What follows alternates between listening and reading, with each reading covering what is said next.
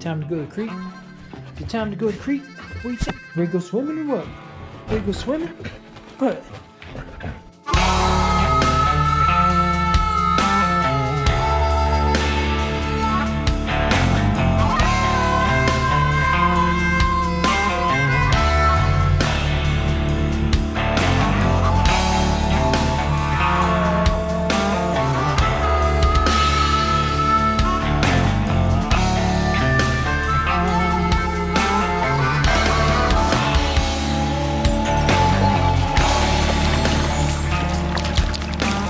So I decided to bring the dog out to the creek today. She loves it out here, man. She's a water dog, loves to swim. We came out here back in March. Of course, as you can see, I kind of wade the creek. She leads, I follow. And I just kind of let her run around, you know, let her chase animals, do whatever she does, just swim, you know. But back in March, it was pretty cold. I'm sure you can imagine. I mean, I'm in Kentucky, so it doesn't get super cold here, but definitely gets below freezing, gets below zero sometimes too. So the water was pretty frigid. Right now, I mean, creek water is always cold, but it's tolerable. I mean, matter of fact, it feels really good. So I think it's about 86 degrees right now. So yeah, but what I want to talk about are the top 3 things I've found that drastically improved the health of me and my dog. So if you're new to this channel, Apex is all about humans and dogs and the foods that bonded us, which is meat. And I'm a 5-year carnivore. My dog's been carnivore the same amount of time as me. You know, I adopted the carnivore diet after I got really, really sick and had my health completely destroyed and was basically on the brink of death for over a year. And, you know, through carnivore, I was able to heal. And after seeing the profound benefits it had on me, I went ahead and basically adopted my dog to the same diet and got her off of hyper-processed kibble, which drastically improved her health. And, you know, adopting carnivore drastically improved my health. And here I am 5 years later, we're both still doing the same thing. So if that kind of stuff resonates with you, be sure to like and subscribe, and let's build this tribe, because, you know, Apex is all about just building a tribe of like-minded people, cutting through the lies we've been told about health and nutrition, and just really optimizing the health of ourselves and of our dogs, because our dogs, I feel like, are left out a lot of times. So, you know, I want to make sure that they're included in this. I'm a huge dog lover.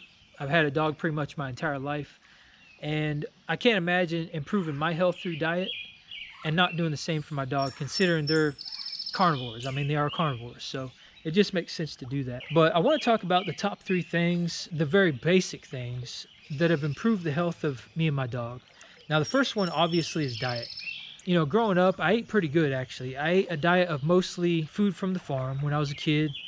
And, you know, as I got older and stuff, I adopted more of a processed food type of diet, like through college and stuff like that. But then I got into like weight training. I got into bodybuilding. I got into powerlifting. And I was eating all these healthy foods. I was eating, you know, the rice, the broccoli, the lean chicken, low fat, high carb, pretty much everything they promote. You know, I didn't really drink soft drinks. I didn't eat out a whole lot. I wasn't eating a whole lot of processed food. But just like most people, I mean, I would dive into processed food occasionally. Like on the weekends, I would have cheat meals. And, you know, I would eat the frozen burritos or the frozen meals and heat those up in the microwave and that kind of stuff.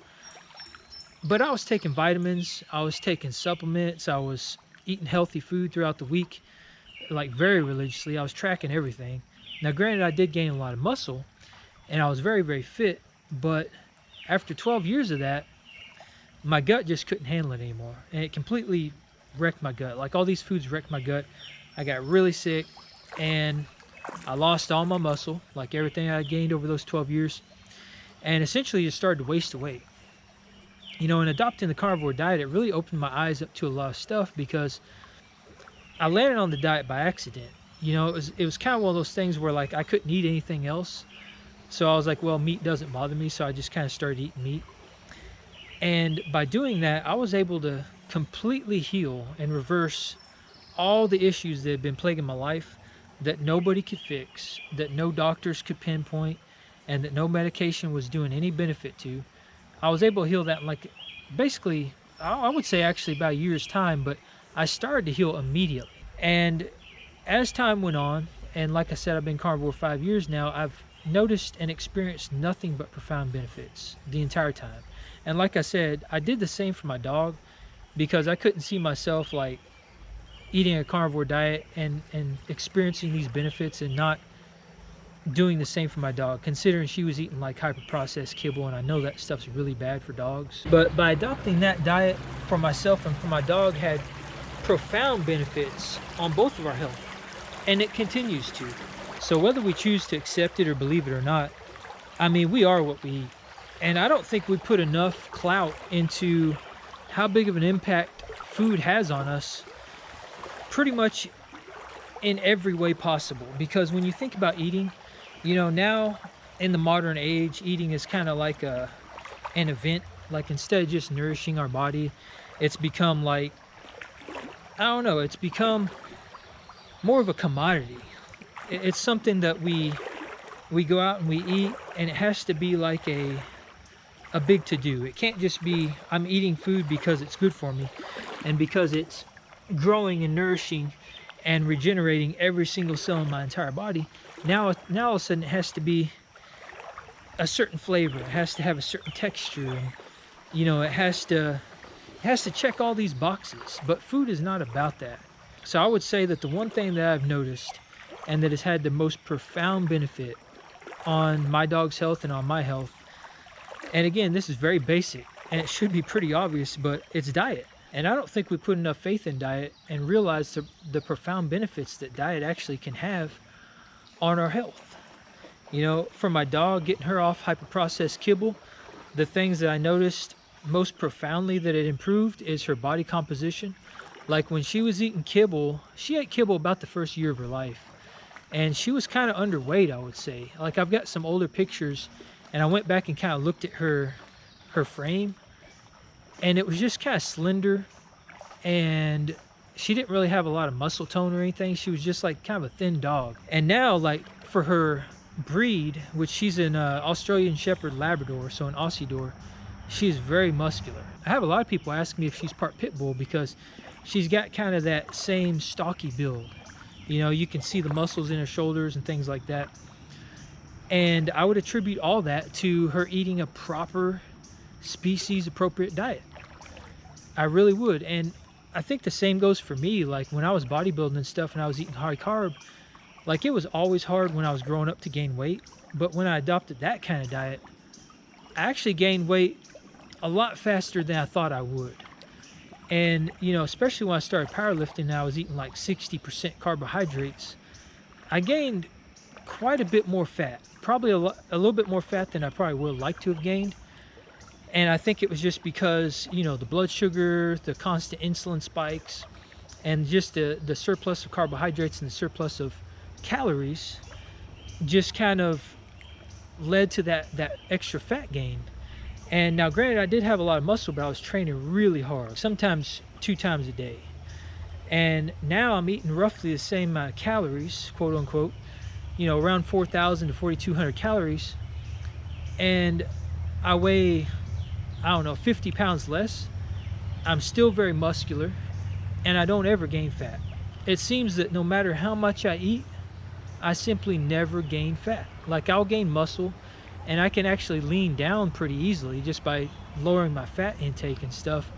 But I don't really gain fat like I did when I was eating surplus carbohydrates. So food, I would say, is the number one thing that has just profoundly impacted my health and the health of my dog. Which again, seems very obvious, but I think it's worth noting because I really don't think that we put enough emphasis on how much food and nutrition can impact our health. So the second thing that has had the most profound impacts on the health of not only me, but my dog as well, is water. And this is something that is beginning to get talked about a lot more, and I think it really should be. I think it should actually probably be at the top of the list when it comes to like what you should do to improve your health. But modern tap water, which is what I was drinking like for years and years, like when I moved into my house in 2009, I drank tap water all the way up until I got sick in 2017. I was drinking tap water. So about 8 years, you know, I'm consuming like chlorine and fluoride, and you know, there's PFAs and there's forever chemicals, and now they've even shown that there's like pharmaceuticals and drugs and stuff in modern tap water and stuff, because filtration that the water companies and stuff do, it does not filter out PFAs, and it doesn't filter out pharmaceuticals and the chlorine and stuff and the fluoride they put in there on purpose. So you're consuming that stuff, and you know, these PFAs and a lot of this other stuff, it's bioaccumulative, so it's building up in your system over time, and the more you drink that stuff, the more it's just building up and the more detriment it's causing in your body. So I mean, after 8 years of that, I think that probably played a role in me getting as sick as I did. And I think the same goes for my dog. I mean, she wasn't sick or anything, but I've noticed that since I've started using like well water and water from like an aquifer, an underground aquifer, my dog gravitates towards that water. Like, she does not prefer to drink tap water.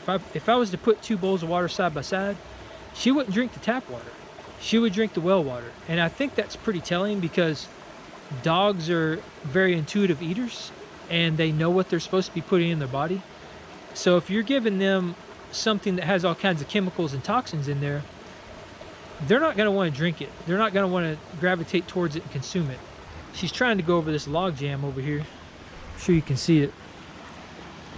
But on the other side of that, it kind of dips down and it's got like a water suck or whatever on the other side, and I'm afraid she's going to try and get down in that and get hung up and have to dig her out. So we're going to go around that. She almost got in a fight with a beaver one time I was down here. I did not want to see that play out, because those things have massive teeth, and I'm sure that wouldn't have ended well. Ooshed. All right, let me get the footing a little bit better. Come on, let's go. Sheesh. Gotta go around this log jam.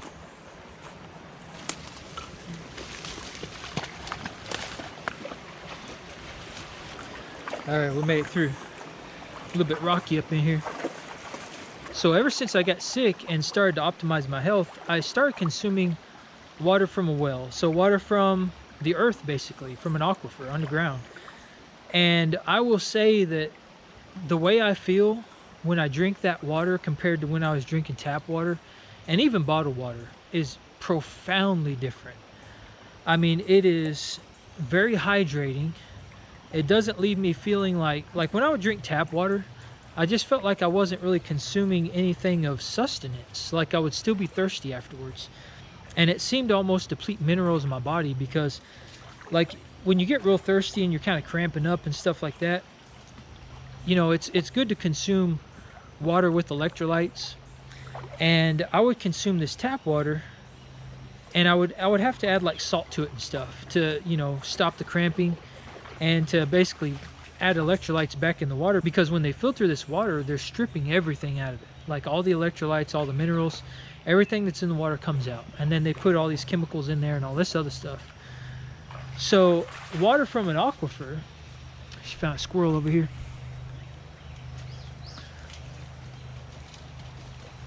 You ain't gonna be able to get to him, baby. He's up there in that tree. So water from an aquifer still has all the minerals and all the stuff that should be in the water. It's still intact. It's still in the water. And I've noticed that, like, if I'm real thirsty and I drink that well water, if I drink water from the earth, it is very hydrating. Like, if I'm cramping and stuff, I don't even have to add like minerals or salt in there. I can just drink the water and everything's already in the water, and it just fulfills a very fundamental requirement in the body. So that, I would say, that's the second thing that has profoundly impacted and improved my health, is just getting away from tap water. And again, you know, there's more and more stuff coming out about how bad tap water is, and I think a lot of people still drink that stuff. Bottled water is not much better, especially stuff that comes in plastic bottles, because all the PFAs that are out there, and it's just, it's a horrible thing. And modern food, modern water has just become so toxic, unfortunately. I mean, there's not a lot of options in today's world. And, you know, at some point you kind of have to rely on those things from a convenience standpoint and stuff like that. You're not always going to be able to drink well water, and probably not everybody can do that. But there are some ways where you can source local spring water straight from the earth and consume it just like Mother Nature intended. And I'll put a link in the description below to some of those resources. But aside from doing something like this and drinking water from like a stream and stuff, which is what we would have done, back in the pre-1900s, I guess, you really can't even do that now, because this water is just, it's become so contaminated. You got fields all around this. Like this creek here, this is an area I grew up in, and it's surrounded by fields. And in every single one of these fields, they grow monoculture, they grow crops, and they're constantly spraying these crops with glyphosate, with pesticides. They're putting, these harsh synthetic fertilizers in the soil, and all that stuff is running off into these streams. And I wouldn't drink this water if you paid me. I mean, I really wouldn't. And then downstream from this, there's actually a water treatment plant, and they pump all of the wastewater essentially from that treatment plant into this creek. And I'll go down and I'll film that, and I'll put that in this video so you can kind of see that. But their claim is that the water coming out of there is safe enough to drink, but I can tell you that's not the case, because I was down here last year, and if I still have the videos on my phone, I'll also put that in this video. But they were pumping out some nasty sludge into this creek last year, and there's no way that stuff's safe. No way. And again, all this stuff that's coming off the fields and stuff, the fertilizers, the antibiologics, those are all full of heavy metals.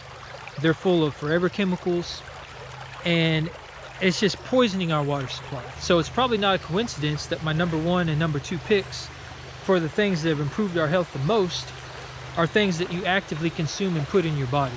Because again, your body is a direct reflection of the things that you put in it. There's dinner right there, ladies and gentlemen. Freshwater lobster.